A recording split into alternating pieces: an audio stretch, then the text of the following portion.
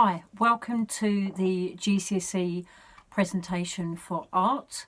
I'm going to talk to you just for a few minutes about what it means to do art GCSE at Fitzwymark. Lots of you will know me. I'm Mrs. Smith and I'm the head of art, and there are 3 art teachers in all. So there's myself, there is Miss Clark and there's Mr. Lockhart, and we all teach the subject. We all teach GCSE art. So if you choose to do the subject, you will get one of us as your subject teacher. I'm just going to talk to you for a couple of minutes and just explain what it means to do GCSE art. So you can see on the slide just some examples of the kind of work that we produce, and we have wonderful facilities. We've got 3 large art rooms. We have plenty of display space. We've got a kiln room so we can do clay work. We do lots of printing, obviously lots of painting and drawing and collage as well.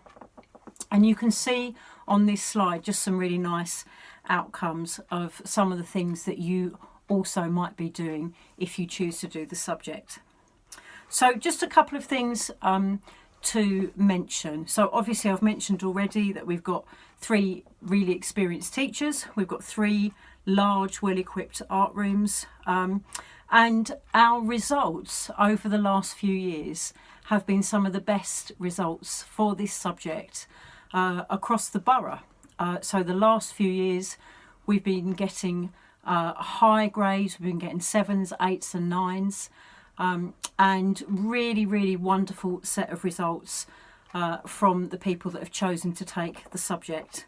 And the way we have the subject structured, which is set by the exam board, AQA, is they set it so that you have 60% coursework, which we do throughout year 10 and just a little bit into year 11, and then 40% of your grade is decided by doing an exam, which I'll talk about in a second. So the coursework is completed pretty much throughout year 10 and into the beginning of year 11. And then the exam, as I've said, is set in year 11. So you do the first term in year 11, and then you come back after the Christmas break and you're given an exam paper that is set from AQA. And it has a number of titles on it. You choose one of the titles, and then you have a number of weeks to research and prepare in response to that title. Title could be anything, that's up to the exam board. But you have lots and lots of help, lots of teacher input, so that actually when you arrive on the exam day, you've already planned what you're doing. You already know exactly what you're doing. And you then have 2 days in the art room, 5 hours one day, 5 hours the second day to make a 10-hour exam, and you produce a painting or a drawing or whatever art outcome you've decided. That's marked, and that creates the 40% of your grade that goes towards the 60% coursework that then you have to create your final GCSE grade. And we do lots and lots of workshops. So we have a once a week after school kind of workshop catch-up time. So if you need additional support outside of lessons, that is on offer for you as well. So there's lots and lots of support. And in the art department, we appreciate that we want people to opt for this subject if you are passionate and interested in the subject, but also people that appreciate it is quite a lot of work, it's quite time consuming. So we want to support you as much as we can and provide extra opportunities to support you and give you advice and guidance and time in the classroom with all the art materials as well. Okay, so looking at how it's assessed, so this is set up by AQA. This is not set up by the school. And the exam board, when they mark your coursework, the 60% element, and your exam, the 40% element, they are marking it against 4 different areas of criteria, and these are called assessment objectives. And there's 4 of them, which AO1, which is about developing ideas, so taking an idea, looking at it, researching it, learning to write about it, using different materials. That's all marked as development. Then your piece of work is also marked against the criteria assessment objective 2, which is about refining ideas. And one of the wonderful things about doing GCSE art is that you can do something, and if it goes wrong, it doesn't matter. You actually can gain marks for that, because you might do something, it goes a bit wrong, you go back and improve it and develop it, and you can then gain marks for showing that you've gone back, you've persevered, you've improved, you've really kind of worked at it, and you get recognition for your effort and your perseverance. AO3, Assessment Objective 3, is about the drawing and recording skills. So we spend quite a lot of time at the beginning of the course refining our techniques, our painting and drawing skills, and that is assessed all the way through the course. And also, because art is quite a difficult subject, it's quite academic, we also ask you to write about your work and about artist work as well.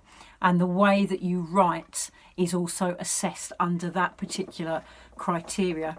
And then AO4 is presenting a personal response. So like you've done in year 7, 8 and 9, when we do an art project, quite often we'll look at an artist, we'll do some preparatory work, and then you might do a final piece. And the final piece is AO4, and that's what you are marked in that assessment objective as well. So 4 assessment objectives, all of those are looked at when they look at your coursework and when they look at your exam piece. Okay.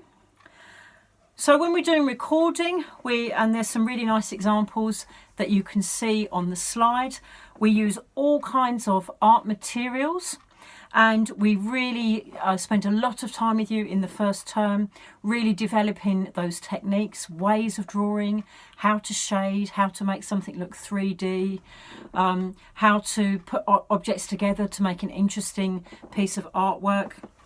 And we use all kinds of black and white materials, so charcoal and biro and pencil and graphite, but also colour responses as well. So colour pencils and oil pastels and chalk pastels, watercolour paints, felt pens, all kinds of things to help you build your confidence, so you really know how to do your painting and drawing and using your materials in a really confident way, so that you can then develop your projects and produce the best possible outcomes and fulfill your potential.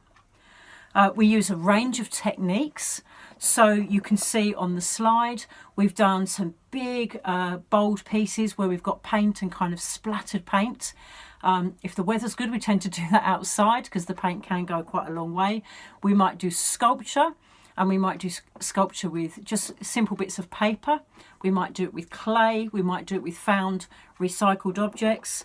We think about all the different materials we can use to create collage, mixed media pieces where we use more than one art material on one piece of work, using inks, using paints, dribbling paints, layering on paints, etc., etc. And then really, really detailed, fine bits of work, maybe with a pencil, with a pen. So a whole range of techniques that you have taught to you under the guidance of your teacher, but also you're then given a little bit of freedom to try and push into the areas of your strength, so that by the time you come to do your exam, you know what you're best at. You know if you're really good at printing or painting or drawing or collage, and it will help you choose the very, very best way to then produce an outcome for your exam in year 11. So we do experiment with materials. You can see some ideas there. So we look at lots of normal natural objects that you might find in still life, things like that. And then we would develop those and really work with those and take those forward into our work.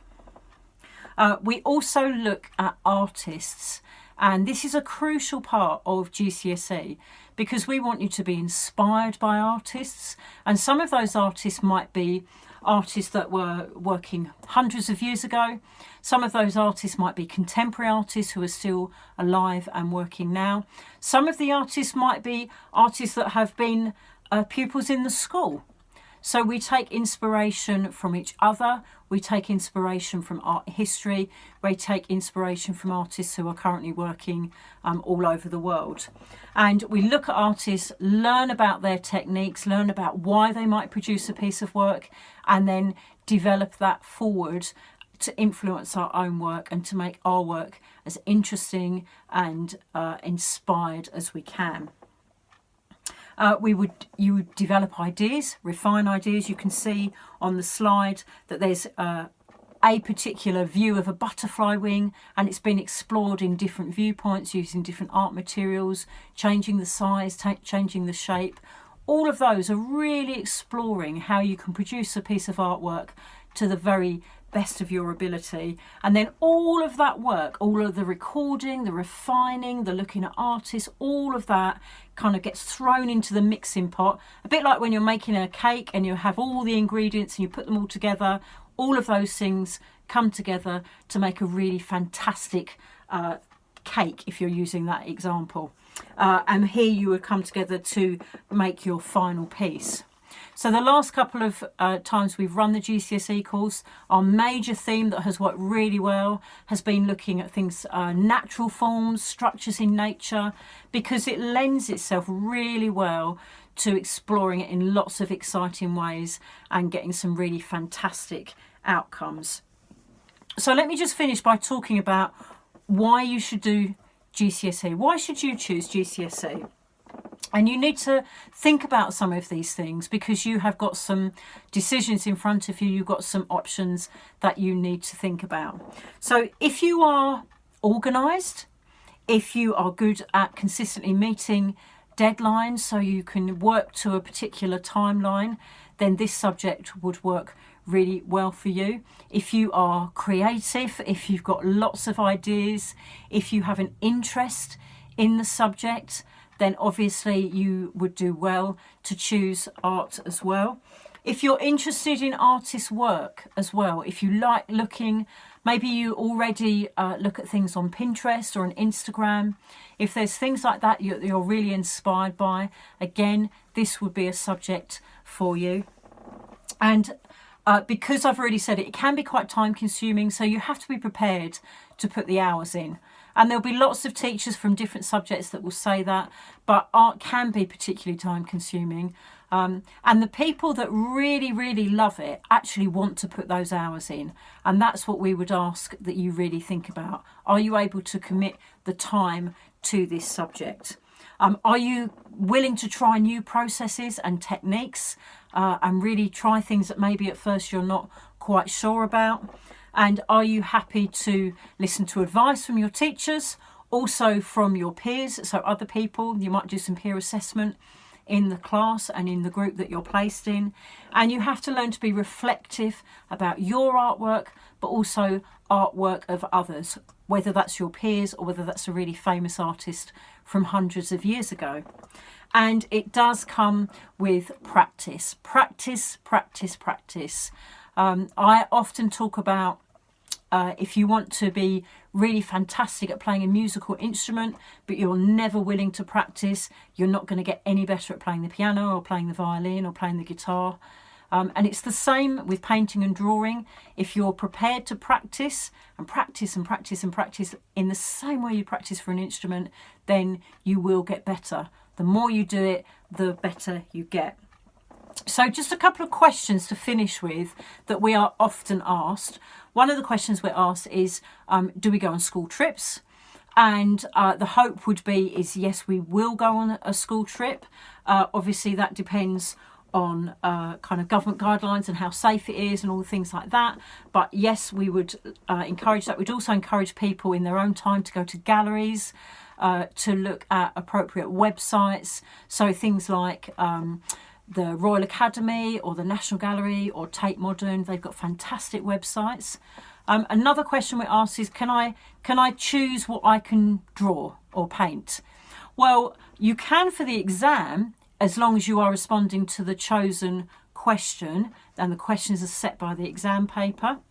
The other thing is that we tend to, in order to help you as much as possible, we have a theme that we start with, and we do quite guided tasks. So at the beginning of the course, no, you can't just kind of rock up and just draw whatever you like, because we have to make sure that the work you are doing is really confidently fulfilling those assessment objectives that have been set by the exam board. So we design projects with those in mind, but also design projects that you are going to really enjoy, thrive at, get the very best out of in order to score the very best grade for you. So you do get a choice towards the exam, but initially you have to listen to your teacher and follow the course that we've laid out for you.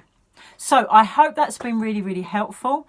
There will be some opportunities as you go through the option process to ask more questions, but I hope to see some of you in GCSE classes from